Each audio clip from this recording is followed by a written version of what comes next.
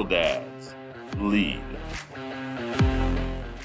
And welcome to another episode of Real Dads Lead. I'm Dwayne Smith, your host, and next to me is my buddy Matt Hamilton. How you doing? I'm great. How are you? Great. Yeah. Looking smooth. Thanks. Yeah. I heard that you, I'm seeing a new hat that I haven't seen before. I heard you lost a favorite hat that you I did. had. Yeah, it was a sad day. It was at camp. I think on the last time we were together, we talked up. I was going to camp. Right. Yeah. And I wore it in the lake for like 3 days straight just to kind of protect the neck. You know, I had it backwards and I jumped in one time and... You jumped in with your hat? Yeah. And I had been doing that for 3 days. There was no, really? There was no issue, yeah. And this one time, I don't even know what happened, but my chosen hat, my binge Jesus hat, is now at the bottom of that lake. It was a sad day. That's somewhere in Kentucky? Yes, yeah. This hat was from winter camp. We talked about winter camp several months ago, and I won it essentially, and it just came in. So, Gotcha. Yeah. Corbin and I both won it, throwing axes, hitting the bullseye a certain amount of times. Nice. Yeah. So it's well earned and will be well loved. Cool. Yeah, I like this hat. That's good. Yeah, we celebrated a birthday over the weekend. Scott's, yep.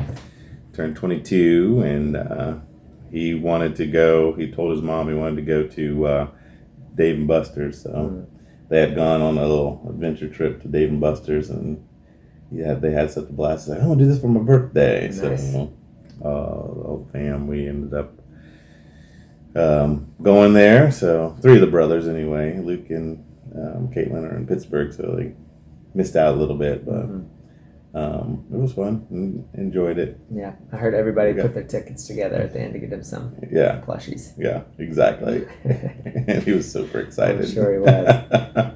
And he is one that likes to, I don't know, he's not a female shopper, but he likes to look, and it's hard for him to make decisions sometimes. Yeah. So place like that, it's hard for me to make a decision. he just wants to be like, so we had, we put it all together, and he had like almost 6,000 tickets or points. So he got a pretty big plushie at first, and then you're like, well, you still have like almost 3,000 points. What else you want to get? And then we're just making all these suggestions. He's like, nah, how about this? Nah, how about this? Nah. We just wanted to get out of there because we had been there for almost 3 hours. Oh boy. So we're pretty tired. But yeah, it was good. And how old is he? He's 22. 22. Yeah, turned 22 on the 22nd. 22 on 22. It's amazing. Yeah. So, anyway, I got a surprise for you. All right, let's hear it. Yeah. Let's see it. What is it? See it? Yeah, hold on 1 second. Interesting.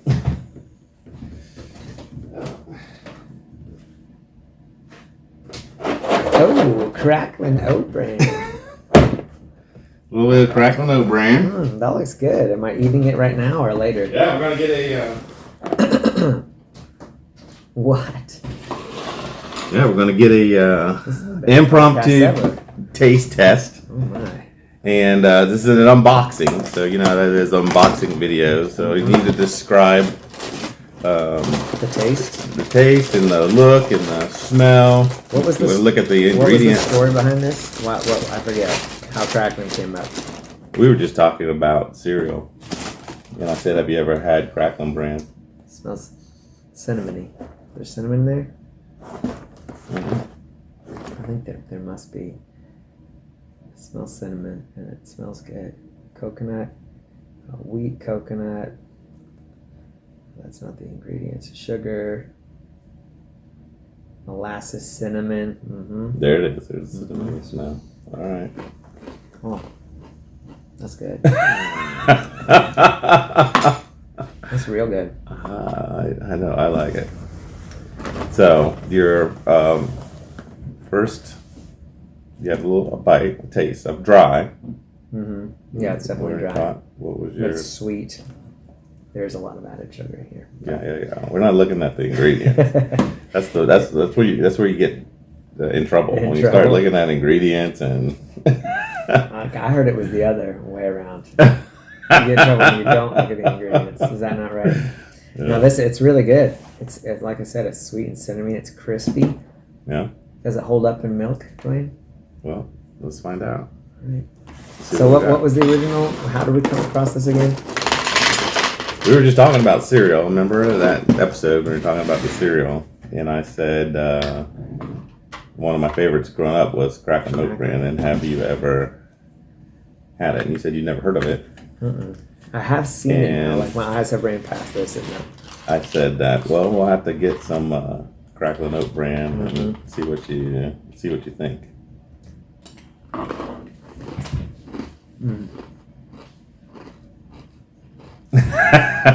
Well, Kellogg's, if you want to sponsor our show at all, we got a little endorsement for your Cracklin Oat Bran. it's really good. It's expensive though. You remember we talked about grape nuts? It's like right next to grape nuts on the It's thing. one of those tiny boxes. Yeah. But why is yeah, it like so I said, expensive? it looks like I don't know because it's I think It's a not lot of healthy. people I mean, love there's it. oats in it, but Oats. It's high in fiber, so okay. I mean, That's why. yeah. This Very is an high old fiber. person's. Yeah. Are we gonna have to take a break in the middle of this podcast? No, I don't think so. I think we're good. Won't make it that regular. I don't know if it will or not, but for a cereal. Now, we said on the podcast that we were going to do a Cracklin Oat Bran with strawberry milk and banana milk. I bought some strawberry milk at one point and tasted it, and it was so good I drank the whole bottle. Are you serious? Yeah. I was like, oh, shoot. It is. But I good. could not find banana milk, so I don't even know where you would I go rarely to look. see it. You probably have to get it off of Amazon or something I have like to that. buy it like that, or would they have it in a Whole Foods something, or no, it's an imitation type taste? Definitely not a Whole Foods kind of product.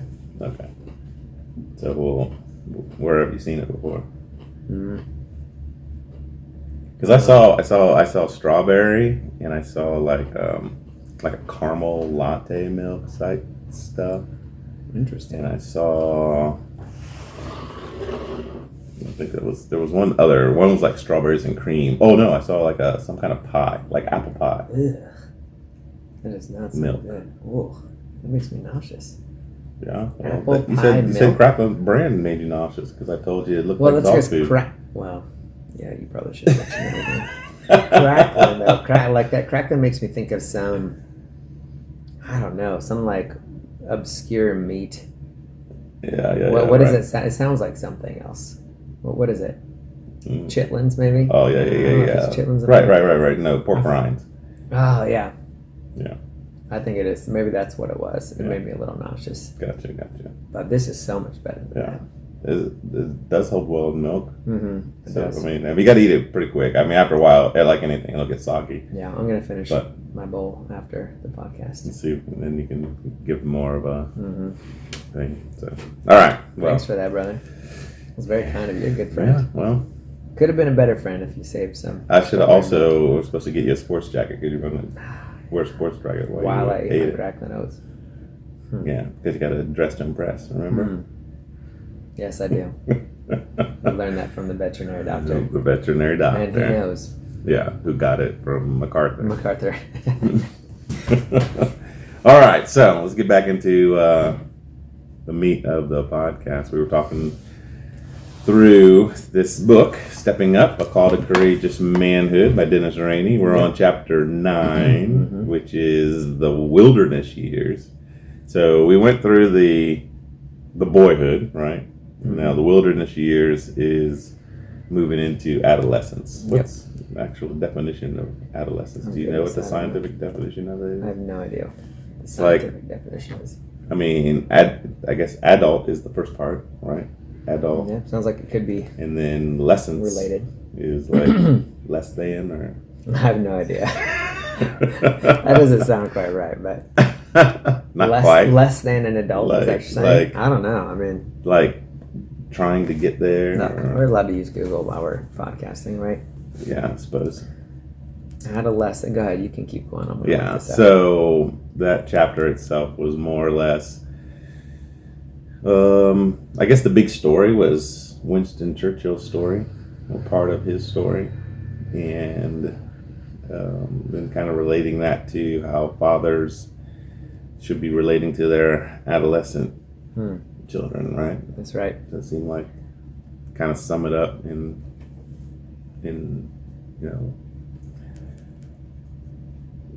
big terms, I guess. In the big basic summary.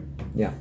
So it just means grow to maturity, like its etymology, the roots of it. Adolescence is growing to maturity. Yeah. So lessons. Adult probably means maturity or something like that. And lessons means growth. Apparently, something like that. Yeah. I don't look too deep into it, but the luminescence. It makes sense. I mean, like an adolescent is someone who's ideally on the path to becoming mature. Yeah. Okay. And that's really what this is about, right? Like, I think he made the statement at the end that so many adolescents kind of stay in the adolescence period. Right, they never right. fully achieve maturity. Yeah. And as dads, we can't permit that, essentially. Right. So how do we define maturity? Do you Are there different levels? Look that up on Google. Well, I mean, what would you say? We'll do the Hamilton version. I mean, because you can say that someone who's an adult but is not mature. Right. There's and then there's times when you can be a mature person but you can act immature. Yeah, that's true. Yeah. I mean, there's different kinds of maturity, right? There's physical maturity or biological maturity. Yeah. I mean, a full-grown man is as biologically mature as he's going to get, physically as mature as he's going to get, right? Mm-hmm. It's really all downhill from there. But there's mental maturity, there's emotional maturity. You know, somebody could be physically mature but emotionally not mature, maybe because of some traumatic experience in the past that's preventing them from, becoming emotionally stable. There's also moral maturity, learning to listen to your conscience, listen to God's word. Or spiritual maturity, you could say. There's different kinds of maturity. Of course, I mean, as fathers, we don't really have to worry so much about the physical maturity part. Like, that just kind of happens. Mm-hmm. Of course, we have to provide and make sure that they're healthy, but we really our task is to focus on kind of ethical, moral, character maturity. Okay. Yeah. Right. Ready to leave a good mark on the world, to be good husbands and fathers, etc. Yeah. Yeah. To me, that is basically pulling out of selfishness. Mm-hmm. I think the immature, or when you're born and you're going through the early years, everything's about me. Mm-hmm. And once you start getting others focused, then you start, I mean, that's the process of maturity. Once you start getting others focused, to me, that is like the biggest thing. And that's easily seen then how people can stay in adolescence.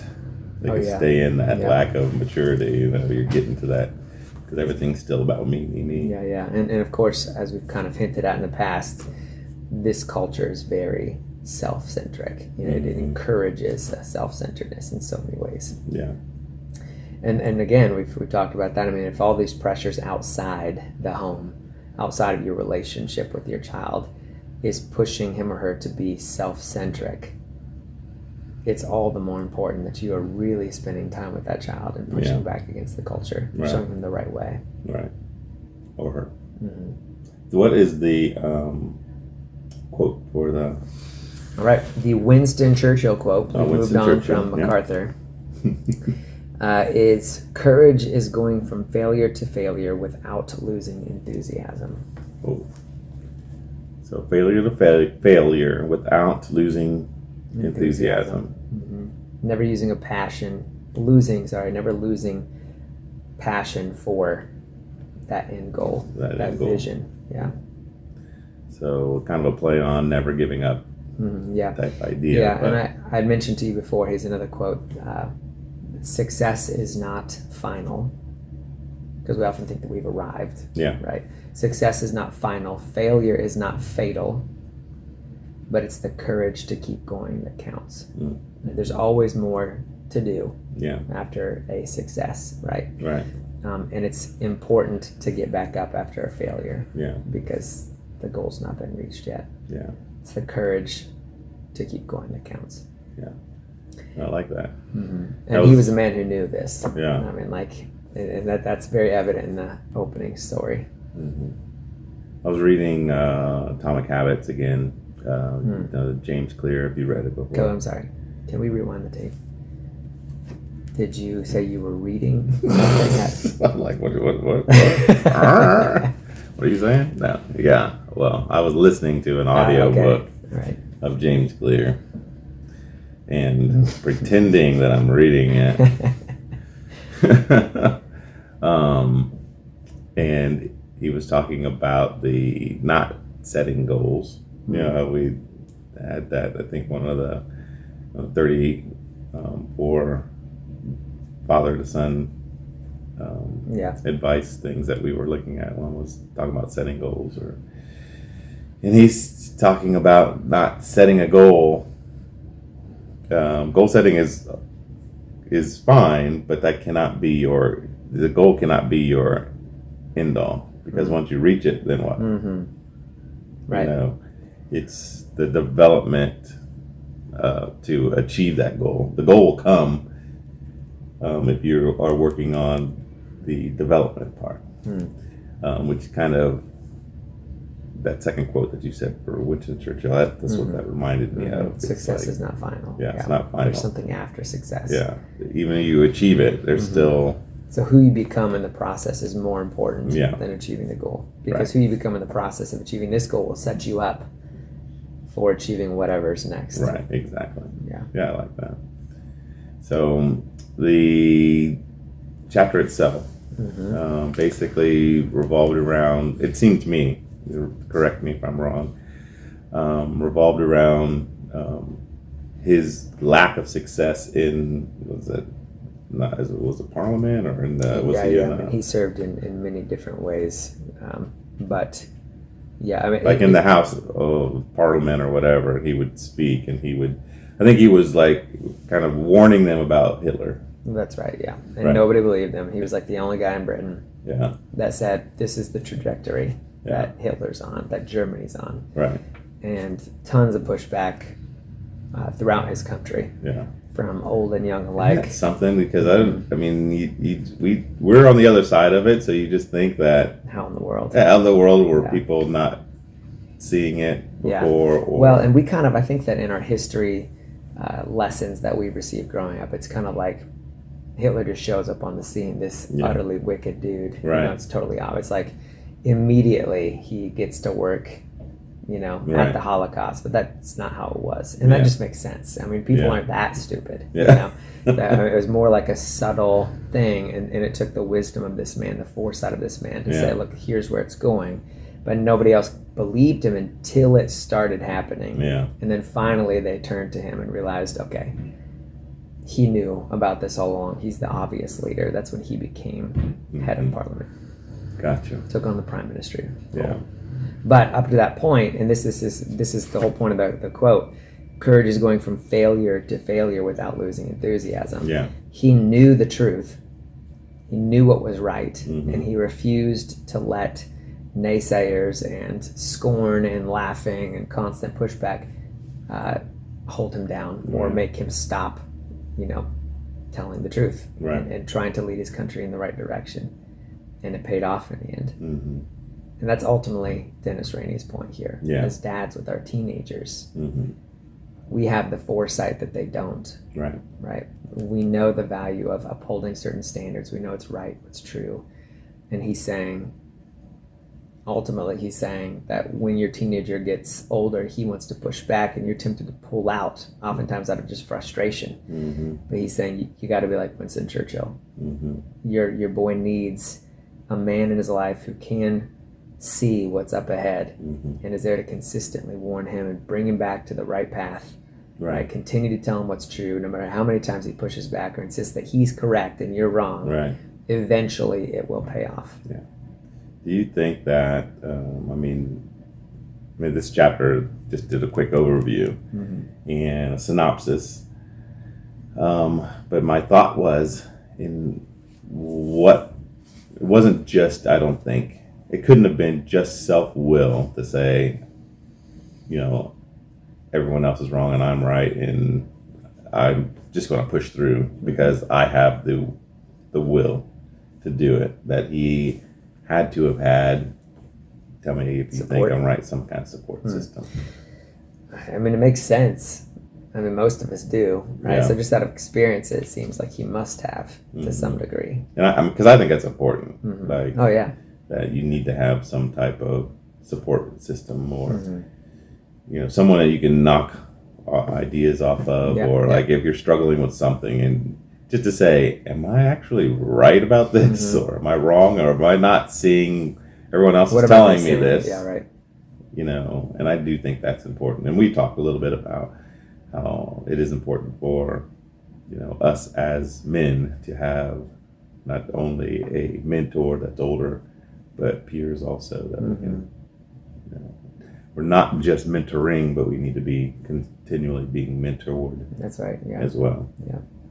So that just popped in my head. I'm like, man, how do you just, I mean, the way the book kind of seems like he just pushed through. Everyone was doing that, but there's it's a synopsis. Yeah.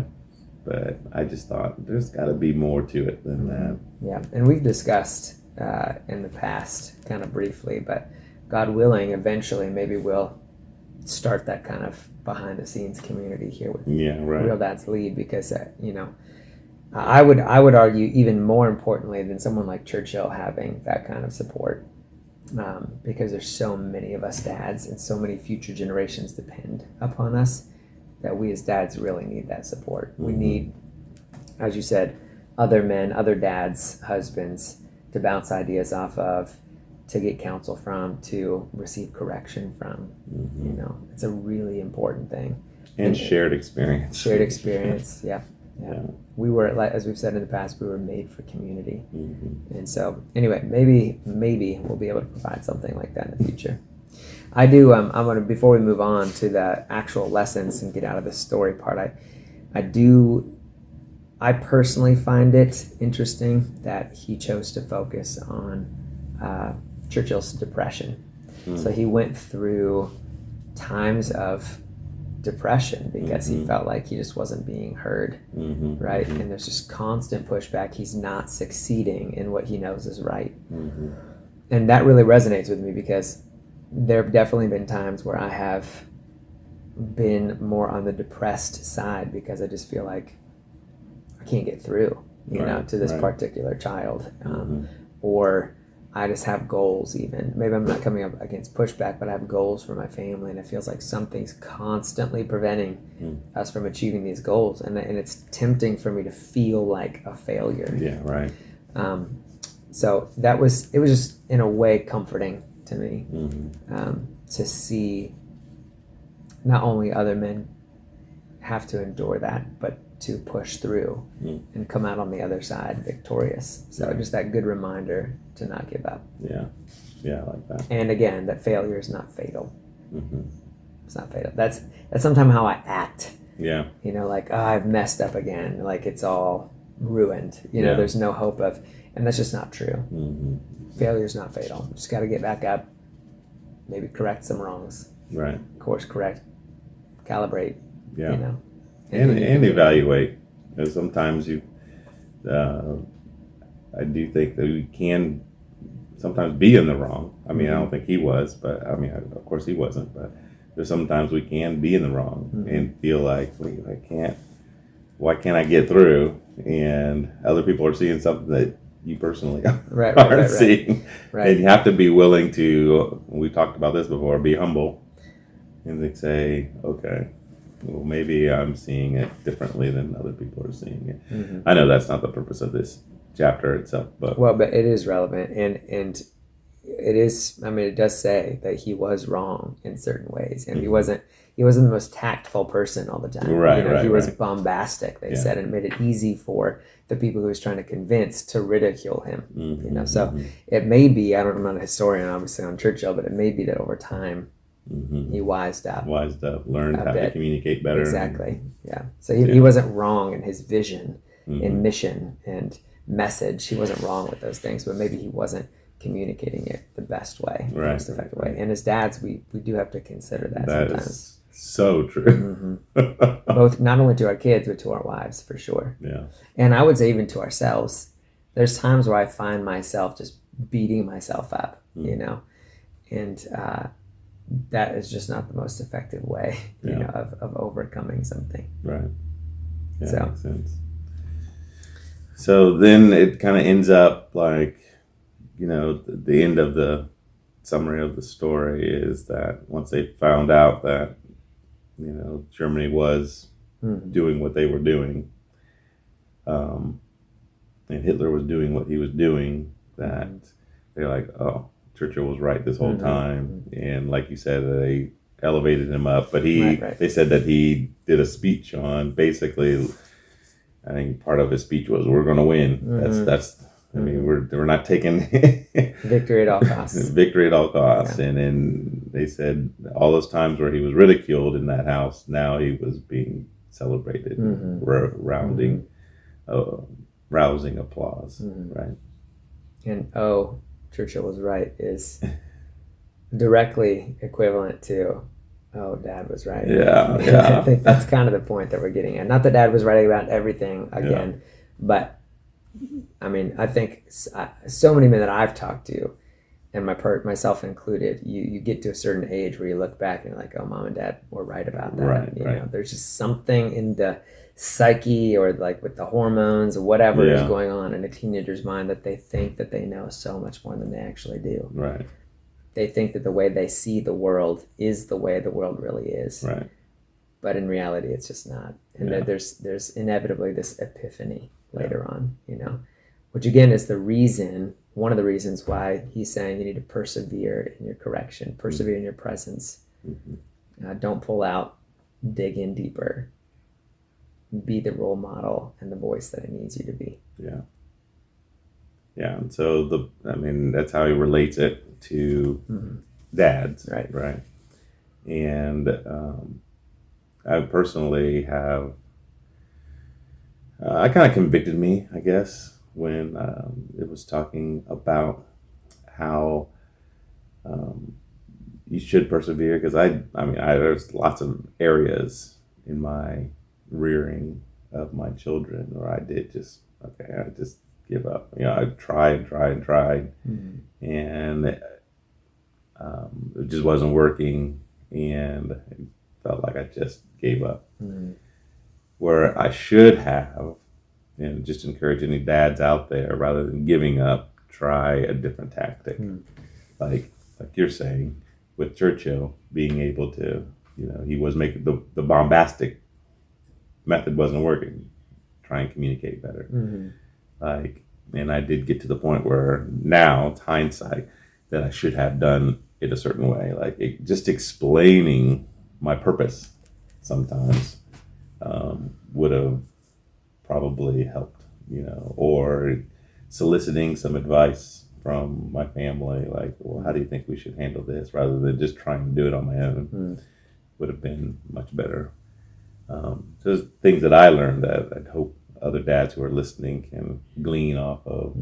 For me, don't give up, but let's see if you can switch and try a different method that might work out better. And again, with people, peers that you respect, you can ask, like, because every guy's gone through this. I think every dad, to me, if they've had teenagers, they've gone through this. I'm just thinking that when a teenager pushes back, when a dad's failing to get something, you know, accomplished in his family, whatever, that there's two extremes that people I see take. One is the dad will kind of just not care enough. He doesn't take it seriously enough, and he kind of blows off the teenagers and says, you know, he's a teenager, he's going to get over it. And he doesn't really invest in helping that teenager step up, you know, become the person he's meant to be. But then the other extreme is that the dad cares so much that he feels like a failure and he beats himself up over it. And that's the camp that I often fall into. Is that still giving up?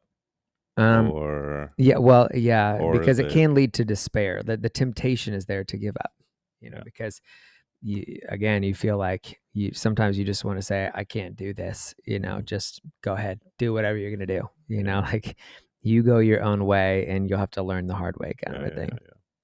I think there's a third camp then in there is that, well, yeah, if you're saying there's something in between, but I'm saying extreme is to be like, browbeating, and you're like, you're right, and you're just trying to force it, and you're not adjusting, and you were just like basically exasperating your kids. Yeah. Which we're commanded not to do. Fathers, do not exasperate your children, right? Or do not provoke them to anger. Right. Yeah, that's a hard thing to do. And you know what? I think that growing up, when I would read that verse and I was like committed to becoming a good dad, I only thought of it like, well, this is a dad who is, he's just angry and he's being kind of selfish, and he's not treating his kids well, but that's not the only way to exasperate your kids. It's certainly not the only motivation that could lead to provoking your kids to anger. Because oftentimes when I've provoked my kids to anger, exasperated them, it's not that I was trying to be mean. I was actually motivated by fear for them. Like it's not that you're annoying me and ticking me off. It's I'm afraid for you. And that comes out as frustration that you're not getting this. Like I know where this path leads and you can't see it. And I don't know how to help you see it, but I'm afraid, so anyway, yeah, the point is don't exasperate your kids. You can browbeat them or you just go overboard. But the in-between is there's the wisdom, like you were saying, to recalibrate, right? Each kid, just like if you're in the workplace and you're dealing with different personalities, it requires different kinds of communication, different kinds of motivation, etc. That spells out more work for the dad and for the mom. We want things to be really simple in our lives. We want the same form of discipline and same type of motivation to work for everybody. We just want to like, here's the paper, guys. Here's what you're supposed to do, and here's what's going to happen. But it doesn't speak the same to each child. And so it requires us to be on our toes. It requires us to know our kids individually. But that being said, there's a reason why we have a helpmate, so with your spouse, understanding what each kid is like, what motivates them, what kind of consequences they need, etc., how to talk with them, that's all really important and should be done. That's what recalibrating should look like. I love the verse in Hebrews. It says, that talks about, let us consider how we can spur one another on to love and good deeds. I think it's 24:10 or 10:24. I mean, something like that. I can't remember exact verse. But doing your method of meditation and writing down and taking each word really struck me. So you did that with that verse? I did that with that verse. Not just recently. I did that. I was doing that a while back, but it struck me that word consider. We just talk about, spurring one another to love and good deeds. That's a good thing to do. But it said, let us consider. Like, consider how. Yeah, you have to actually stop and think this through. Yeah, right. And considering how to spur you to love and good deeds is different than considering how to spur my son to love and good deeds, or my mom to love and good. Everyone's different. Yeah, you have to be able to like, okay, this is it. It takes work to diagnose. What is it that I can do to spur you? The goal's the same, but the method of getting there might look different. Yeah. But we seem to be more like cookie cutter, like everything's the same. That you should be able to do it this way. Right. To find, but that was a powerful lesson for me when I was doing that. Yeah, that's good. That's really good. So, anything else on? That was kind of a basic. It was a basic chapter, but a good story and a good lesson, I think. Any kind of challenge, I guess, that you might have for those dads in the audience, or anything else you want to? I think that we have to consistently keep in our mind's eye out there ahead of us, almost like a carrot of sorts, who our kids can become. Yeah. Not who they are right now or what they're struggling with right now. And remembering that God has chosen us, specifically us, to be the mentors, the primary mentors, specifically us with our own experience, background, knowledge, wisdom that's been passed on to us that we've received from different places, that we're currently receiving. He's chosen us specifically to be the main teacher and catalyst in this person's life. And so you can wake every morning knowing that God's chosen you to do this, and He's promised to never leave you or forsake you. He's promised to help you accomplish this particular vocation in your life. And remember that when things get tough, it's possible. It's actually possible to get there, and to just persevere. I love that Dennis Rainey points out here. He says, while the teenage years are seeded with temptations and vulnerabilities, they can also be a time when courage is forged. In your teenagers. So just remembering, like, all of this is an opportunity for your child to grow. Everything that they're experiencing, every bad decision, every good decision, every positive, negative experience they're having is an opportunity for them to grow. And every time they're faced with temptations from peers or certain vulnerabilities, things that they're coming across on social media or even at church, whatever it might be, these are all opportunities for them to grow in their sanctification, to choose the right, which takes courage. And so being that cheerleader of sorts, to affirm them when they make the right decision, when they're courageous enough to make the right decision, but also being their counselor when they fail to do it. Not beating them down, but coming alongside them and saying, look, I know that was you were in a hard space, and while you choose the wrong this time, I want you to know I still love you.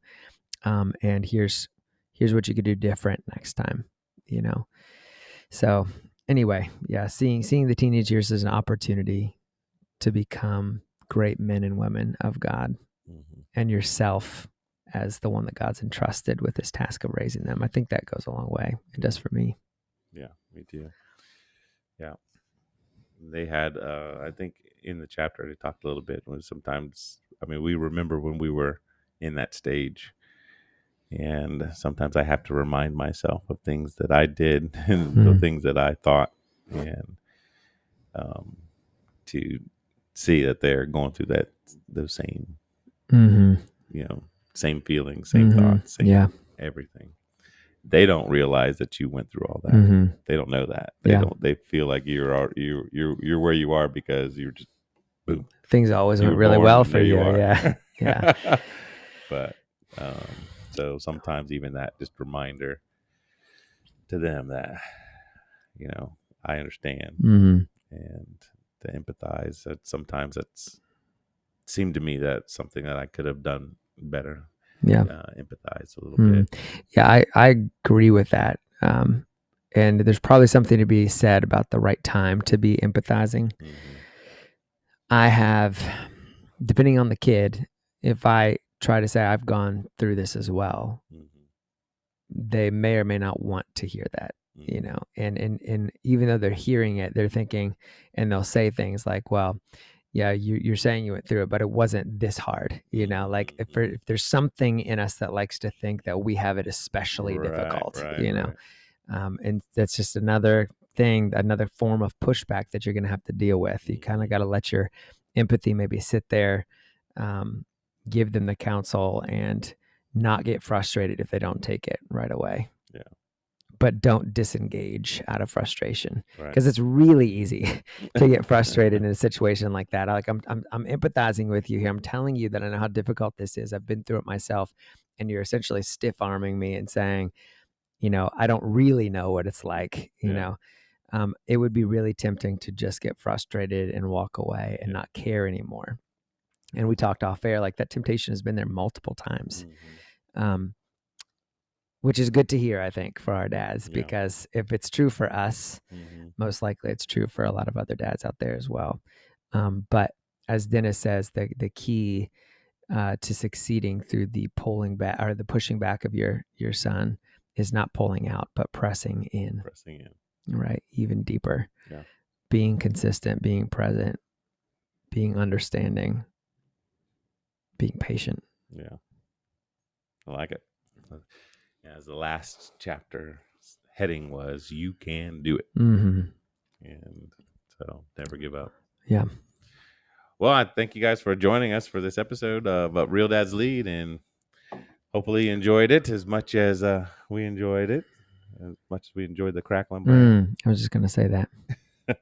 You took another bite. I see I that. did during our brief And pause. it was still crispy. 20 minutes later. Wow. I know. That's something to say. It's impressive. Maybe that's why it's so expensive. Maybe. That's good. Well, thank you guys for joining us. And always remember that real dads lead.